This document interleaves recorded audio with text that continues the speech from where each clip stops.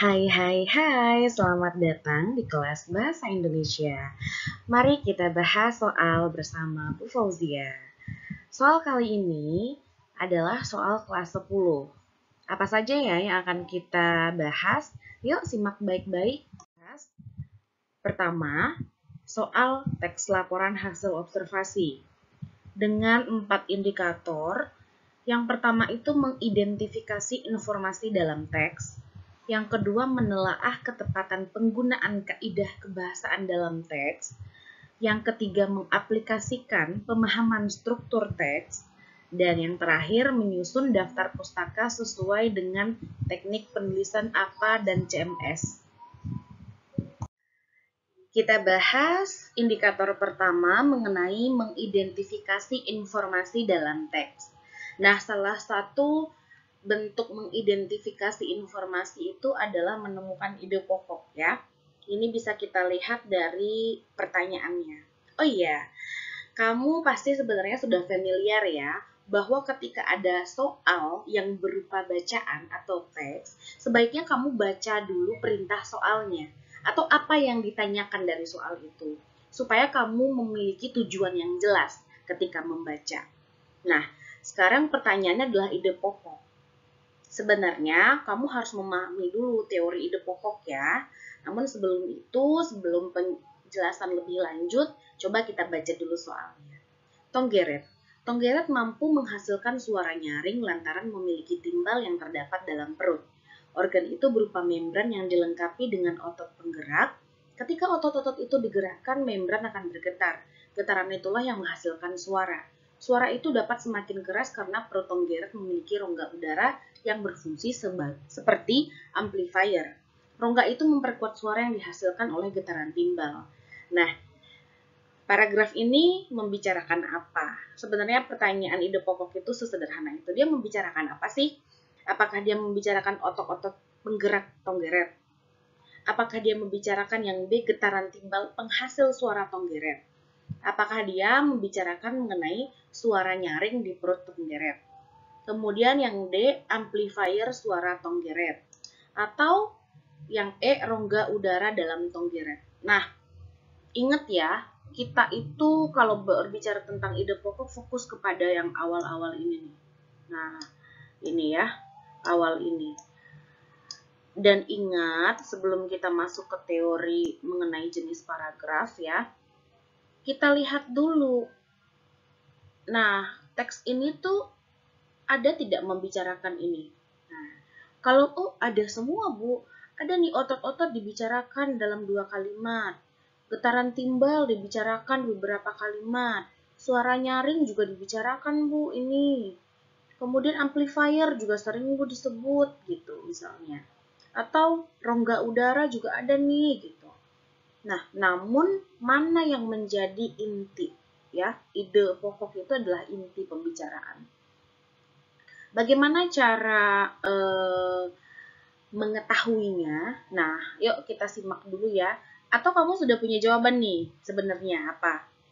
Nah, kalau kamu sudah punya jawaban, yuk kita cek yuk jawabannya. Jawabannya adalah getaran timbal penghasil suara tonggeret. Lah, kok getaran timbal? Nah, kan tadi fokusnya kepada ini ya. Kita lihat per kalimat. Ini teori paling gampang ya. Tonggeret mampu menghasilkan suara nyaring lantaran memiliki timbal. Jadi yang dibicarakan tuh katanya timbal. Ada nih buktinya. Checklist. Nah, kalimat kedua, organ itu berupa membran yang dilengkapi dengan otot penggerak. Organ yang mana? Tentu.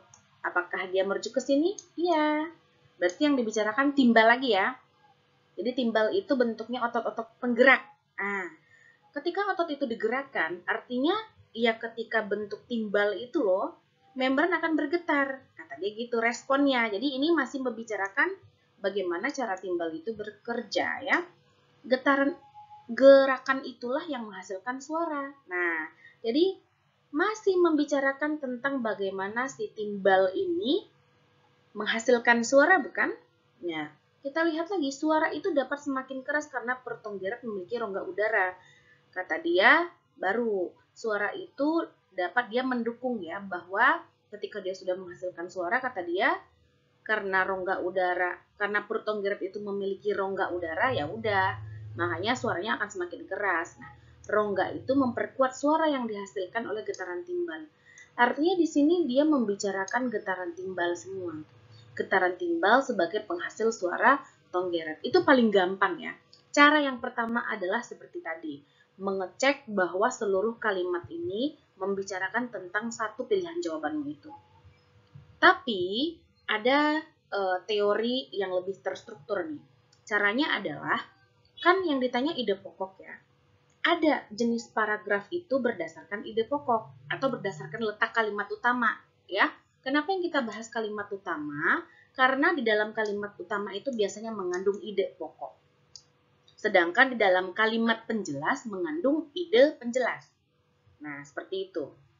Jadi, ketika kita sudah tahu teori ini, oh ternyata kalimat utama itu seharusnya kalau berdasarkan jenis paragraf ya, berdasarkan letak ide pokoknya atau kalimat utamanya, dia akan berada di awal, di akhir, atau awal dan akhir. Artinya, kalian hanya perlu melihat kalimat pertama dan kalimat terakhir. Gitu, itu cara singkatnya ya. Cara singkat karena ada teori yang mengatakan seperti itu. Ketika kita lihat di kalimat terakhirnya dan kalimat pertamanya, Tonggeret mampu menghasilkan suara nyaring lantaran memiliki timbal.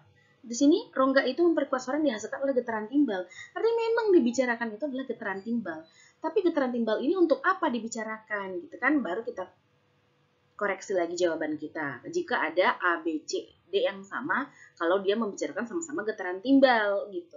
Tapi kalau ternyata getaran timbal cuma satu dibahas dalam antara pilihan jawaban itu, ya udah pasti itu jawabannya adalah B, yaitu getaran timbal penghasil suara Tonggeret. Jadi seperti itu. Apakah kamu bisa memahaminya? Kalau belum, putar ulang lagi video ini ya, dengar lagi, simak lagi. Karena tadi disimpulkan ya bahwa ada dua cara ringkas untuk memahami ide pokok. Yang pertama cara praktis ya, artinya ya teorinya itu hanya mengambil dasar bahwa ide itu merupakan inti. Kalau dia inti, dia akan dibicarakan di setiap tiapnya gitu. Dia akan diulang-ulang karena dia intinya gitu. Kalau yang kedua ya kamu mengecek kalimat utamanya itu berada di mana. Karena kalimat utama mengandung ide pokok gitu ya. Oke, mudah-mudahan bisa dipahami ya. Kita lanjut lagi ke indikator berikutnya. Oh iya, sebelum lanjut ke indikator berikutnya, ada latihan nih buat kamu. Ini teksnya berupa judulnya kunang-kunang.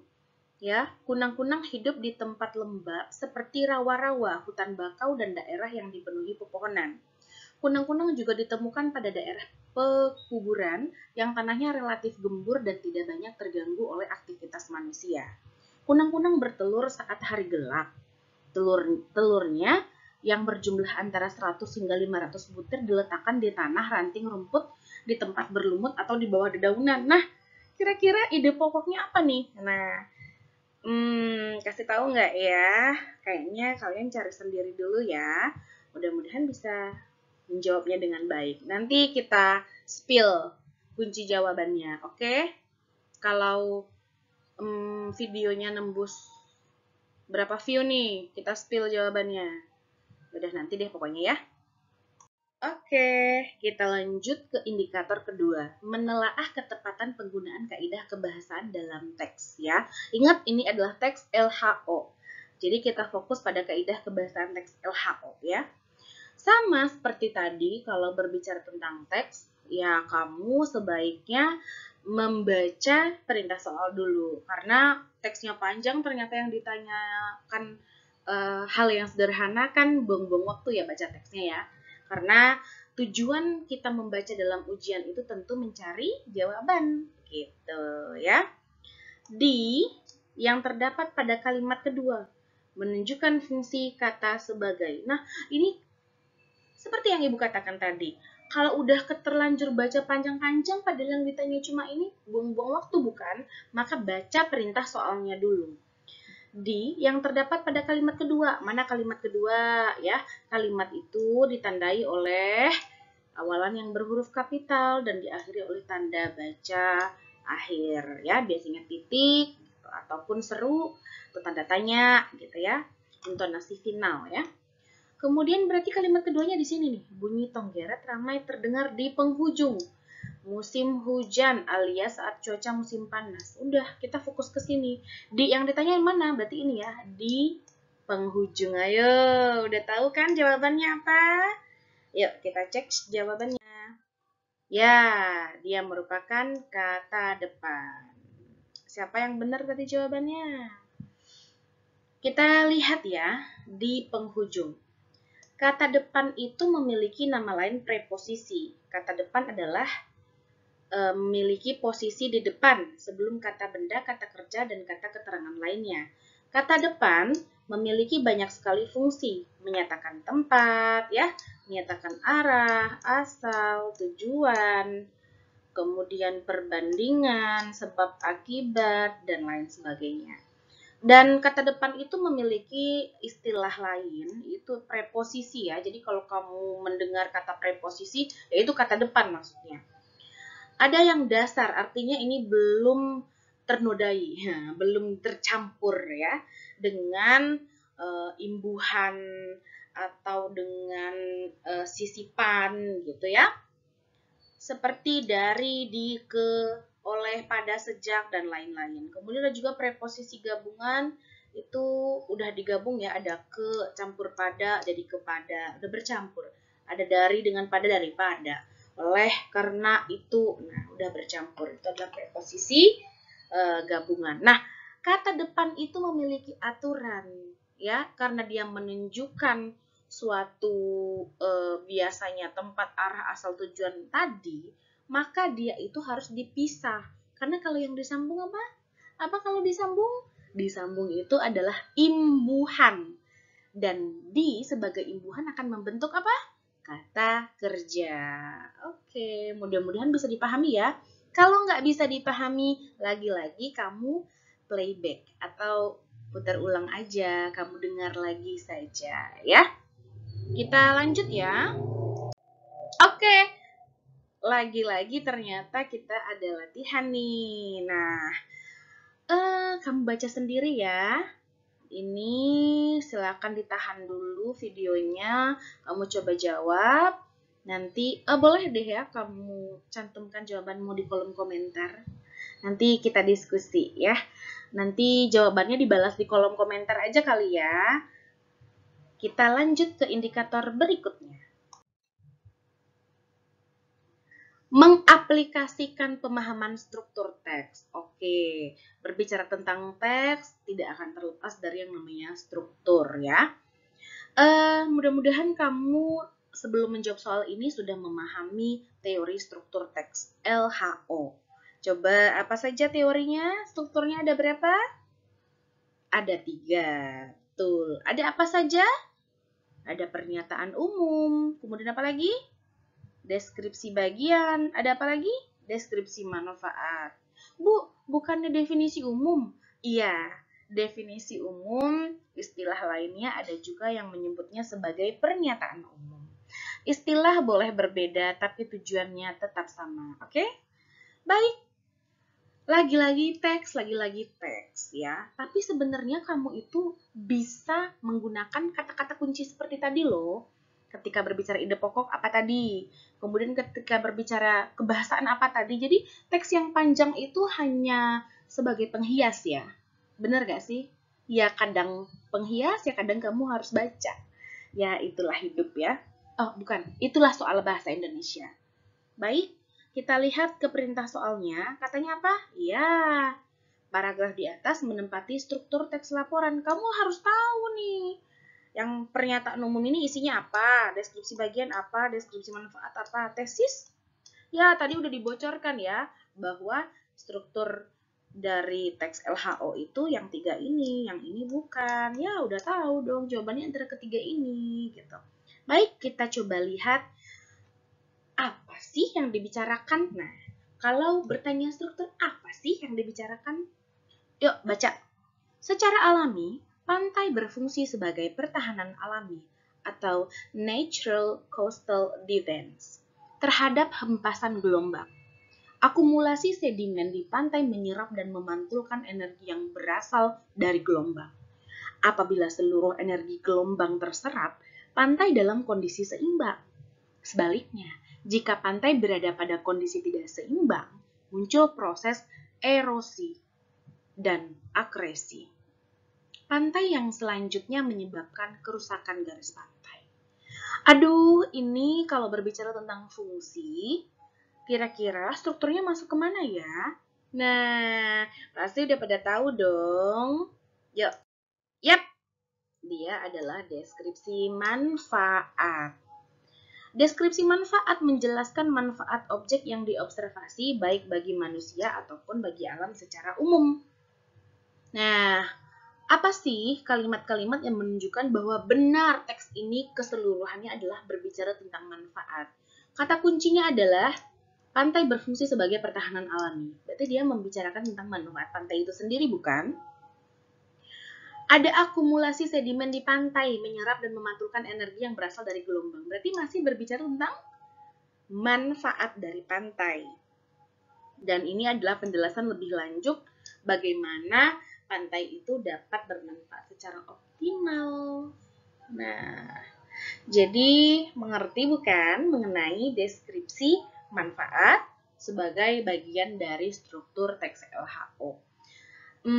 Kira-kira soal yang akan kamu temui nanti itu deskripsi manfaat, pernyataan umum, atau deskripsi bagian ya. Apapun itu, asal kamu memahami isi dari struktur itu, seperti definisi umum artinya akan memberitakan atau akan menginformasikan hal-hal yang bersifat umum dari sebuah objek. Nah, kalau dia deskripsi bagian, berarti dia akan menjelaskan, mendeskripsikan bagian-bagian dari objek itu secara rinci dan detail. Ya, mudah-mudahan kamu paham. Kalau kamu tidak paham, sekali lagi apa? Ya, putar lagi videonya, kamu simak baik-baik di bagian atau part yang kamu tidak mengerti. Oke? Oke dong, lanjut dong. Ini ada indikator yang terakhir. Yaps, lagi-lagi latihan dulu dong. Nih, aduh, kira-kira kamu bisa nggak ya jawab soal ini? Silahkan di pause dulu, kamu baca dulu, dan kamu jawab. Boleh komen di kolom komentar. Kalau jawaban yang benar, nanti dikasih like ya. Oke, kita lanjut. Yap, indikator terakhir yaitu menyusun daftar pustaka sesuai dengan teknik penulisan APA dan CMS. Kok APA dan CMS mulu sih, Bu? Ya, karena teknik ini yang paling populer. Universitas sering sekali memakainya dan bahkan jurnal-jurnal nasional ataupun internasional juga sering pakai loh. Nah, penulisan daftar pustaka kuncinya apa? Kamu harus memahami pertama informasi. Oh, ini mah gampang banget loh. Kenapa gampang? Kenapa mudah ya? Karena ini informasinya sudah lengkap. Kamu hanya perlu menyusun ya. Hanya perlu menyusun. Apa urutannya? Ya kamu ingat dong ya. Yang pasti selalu diawali dengan nama. Ya dong. Kemudian tahun. Kemudian judul, ya kan? Kemudian ada, ayo kota terbit apa penerbit dulu? Kota terbit, baru penerbit. Rumusnya apa? Ada loh video khususnya, nanti dicantumkan aja ya di belakang. Nanti kamu lihat sendiri. Nah, apa jawabannya ini? Deng deng deng. Kenapa ini jawabannya? Yuk lihat ke video berikutnya aja ya. Video rumus yang lebih lengkap mengenai teknik penulisan daftar pustaka. Yeay, sampailah kita di akhir video. Mudah-mudahan bisa dipahami dengan baik. Jangan lupa like, comment, and subscribe. Duh, udah kayak YouTuber beneran ini ya. Oke, terima kasih. Mudah-mudahan bermanfaat. Bye-bye.